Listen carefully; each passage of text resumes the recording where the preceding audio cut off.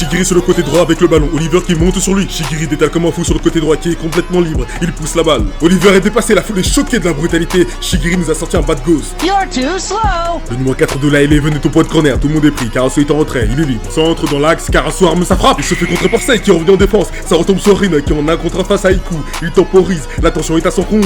Izagi se démarque et offre une nouvelle option. Fin de passe, crochet intérieur. Et Iku qui isole le pied fort de Rin pour le forcer à entrer sur la gauche. En dehors de la surface extérieure du droit.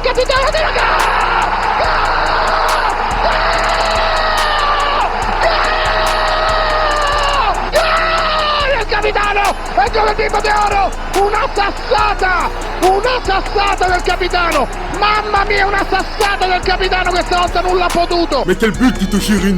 La Eleven a renversé le score, 2-1 pour la Blue Lock Eleven. Ce n'est plus Oliver Eiku qu'on doit l'appeler, c'est Oliver Twist. Le commissaire est resté orphelin de sa défense, il est devenu aussi petit et faiblard que le héros éponyme. Si jamais Oliver perd ce match contre des lycéens, pas sûr que sa valeur marchande continue d'augmenter auprès des grands clubs italiens. Pour l'instant, aucun passeur décisif dans ce match, malgré les 3 buts inscrits en première période. Chaque balle perdue est meurtrière dans ce match. Faut-il en arriver à la faute pour éviter un but? C'est peut-être une fausse bonne idée, vu les frappeurs de coups de pied arrêtés que sont les frères Itoshi. Malgré la redescente en soutien en défense de Sei pour exploser l'autre piaf, pendant que Hayate faisait des crêpes, la U20 n'a pas pu éviter les conséquences mortelles de la perte de balle du as de leur équipe. Conséquence mortelle car si le score s'arrête là, même si c'est improbable dans un match aussi ouvert, ce sera la Eleven qui sera qualifiée pour le mondial des U20. Le plan de la Imidere se déroule comme prévu afin que son nouveau faire-valoir qui le sert d'énième marchepied pour sa quête du ballon d'or rentre sur le terrain en tant que véritable numéro 9 indiscutable. Bien sûr, s'il remonte et renverse le score grâce à sa fougue pour humilier le sélectionneur et avoir à la mainmise un peu plus accentuée sur les futures directives de la Fédé, mais je vais un petit peu trop loin peut-être. Bref, la Rebecca de Blue Lock a rêvé et prouvé qu'il pouvait battre un défenseur de haut niveau à en devenir. Je suis sûr que la valeur marchande de ces 5 enfoirés vont s'envoler après match gagné. Et toi aussi qui fais le travail de l'ombre, tous les recruteurs intelligents te remarqueront, c'est sûr.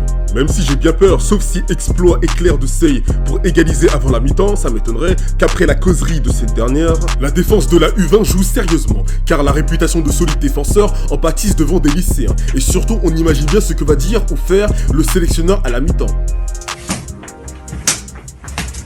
Gebertirim lan sizi. Sikin ilk neleri. Sırım oynadım topunu amına koyup. Ve yüzünden ağzını yüzünü sikerim sen verdiğim emeklere lan. Ne lan bu rezalet? Rin nous avait prévenu qu'il imposerait un silence de mort sur le stade. Ça a bien commencé avec une spectatrice sur l'accélération de Yoma. La Eleven va-t-elle se faire huer à chaque possession de Rin ou de la Rookin? Vont-ils supporter la pression? Plus la défense avec un skin in the game avec le renfort du fils non déclaré de Zlatan? Rien n'est moins sûr.